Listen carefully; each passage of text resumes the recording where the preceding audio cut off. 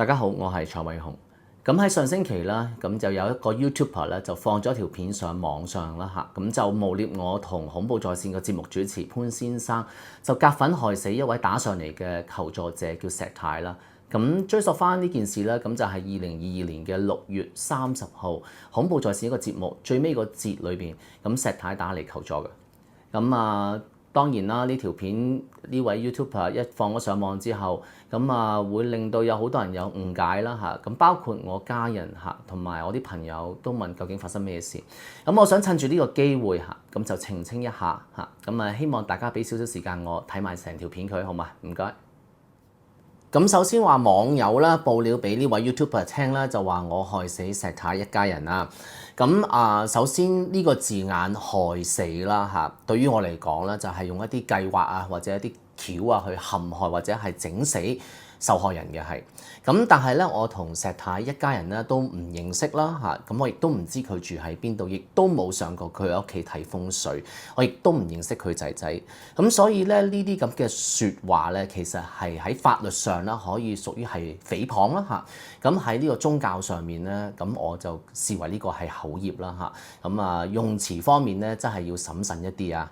石小姐，喂，石姐，Emma 你好，蔡師傅你好，你好，係蔡師傅啊，唔好意思啊，我上次咧你咪幫我仔睇風水，唔係話佢蝴蝶蘭嘅幫佢事業嘅咩話？佢嗰排好，我聽唔到。唔係上次阿蔡師傅喺黃來伯伯幫我即係問風水問題嗰時，阿蔡師傅話擺蝴蝶蘭咧，我仔咧就事業好好。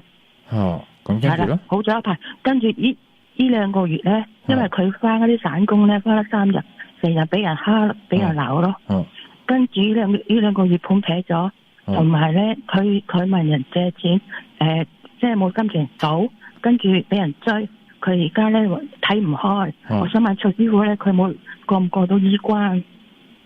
咁下一個咧就係話石太打上去咧，沒有得到一個適當嘅治療啊嚇，話我淨係叫人哋收埋晒啲刀刀叉叉就算數啦，咁人哋可以燒炭死，亦都可以跳樓死。首先咧，我唔係喺撒瑪利亞會嗰度做啦嚇，咁我冇呢一方面嘅專業知識去協助啲有問題嘅家庭。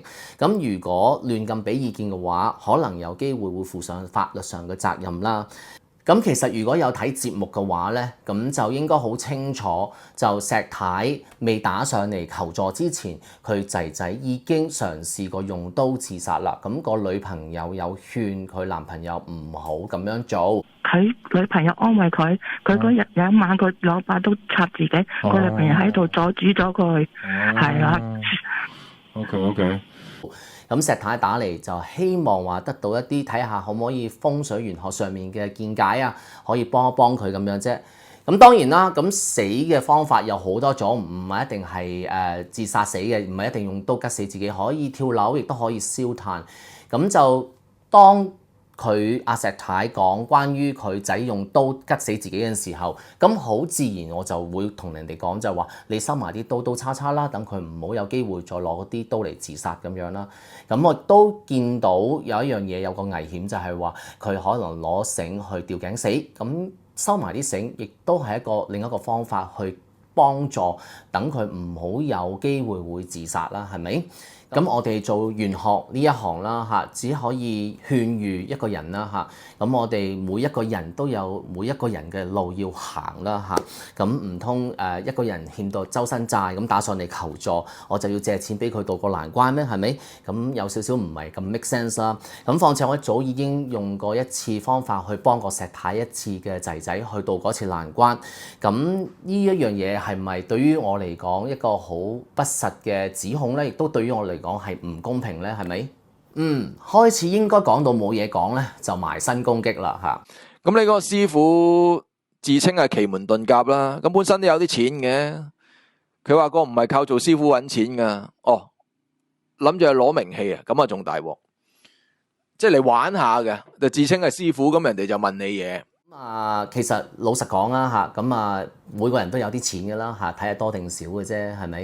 咁但係有一樣嘢，我對於我工作咧係非常之認真嚇，咁就無論我去旅行，咁我去邊度都好啦嚇，我都會帶埋我電腦喺身上邊嗰度，我唔會唔接生意嚟做，我亦都冇玩 marketing skills 係啦，咁就我唔會要你等1年半載跟住先話你會見到我啊嚇，咁啊跟住途中就會加價。